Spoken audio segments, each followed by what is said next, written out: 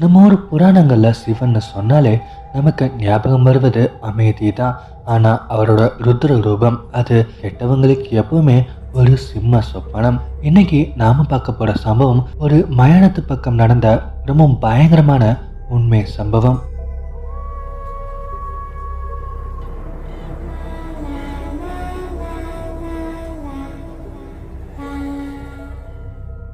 இது நடந்தது மதுரை பக்கம் இருக்கிற ஒரு வில்லேஜில். ரமேஷ்னு ஒரு பையன். அவன் ஒரு ரேஷ்னலிஸ்ட். என்ன பேயாவது பூதமாவதுன்னு எதையும் நம்பாத ஆளு. ஒரு நாள் நைட்டு அவனோட பைக்கை ரிப்பேர் ஆகி ஒரு சுடுகாட்டு பாதை வழியா நடந்து வர வேண்டிய சூழ்நிலை. நல்லா அமாவாசை நைட். மணி சரியா நடுராத்திரி 1:30 இருக்கும். அந்த பாதையில நடக்கும்போது ரமேஷ்க்கு ஒரு விஷயம் நோட்டீஸ் ஆகுது. யாரோ அவன் பின்னாடி நடந்து வர்ற மாதிரி ஒரு சத்தம். அவன் திரும்பி பார்க்குறான். யாருமே இல்லை. ஆனால் அடுத்த நிமிஷம் அவன் முன்னாடி உடம்புல ஒரு முடி கூட இல்லாத ரத்தம் வடிகிற ஒரு உருவம் நடந்து போகுது.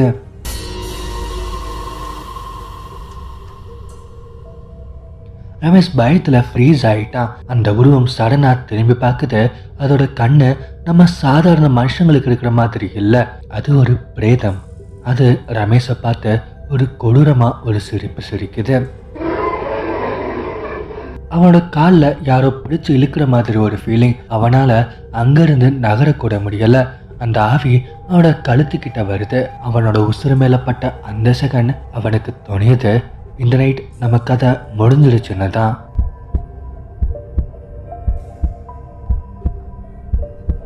அந்த பீக் பாயிண்ட்ல சடனா அங்கே ஒரு பெரிய டமரு சத்தம் கேட்குது.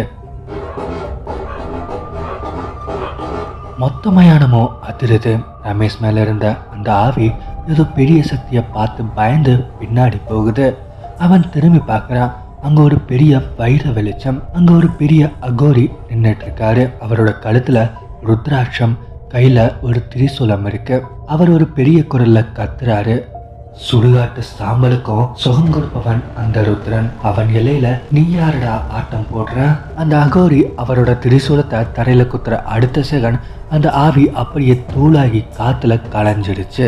ரமேஷ் பயத்துல அந்த அகோரி காலில் விழலாம்னு போறாரு. ஆனா அடுத்த நிமிஷம் பார்க்கும்போது அங்க அந்த அகோரியும் இல்லை, அந்த வெளிச்சமும் இல்லை. அங்க இருந்தது எல்லாம் வெறும் சாம்பல் திருநீர் மட்டும்தான். ரமேஷ்க்கு அப்பதான் புரிஞ்சது, அந்த அகோரி ரூபத்துல வந்தது சாக்சாத் அந்த பரமசிவனே தான்.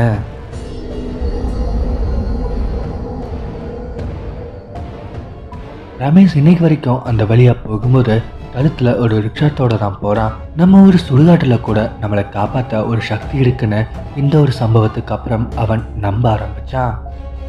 இந்த கதை உங்களுக்கு எப்படி இருந்துச்சு? சிவனோட இந்த ருத்ர ரூபம் மாதிரி உங்களுக்கு ஏதாவது அனுபவம் இருக்கா? கமெண்ட்ல சொல்லுங்க. மறக்காம சேனலை ஷேர் பண்ணுங்க. Stay alert. இது தமிழா. அண்ட் மறக்காம உங்க பின்னாடி யார் இருக்காங்கன்னு கொஞ்சம் பார்த்துக்கோங்க.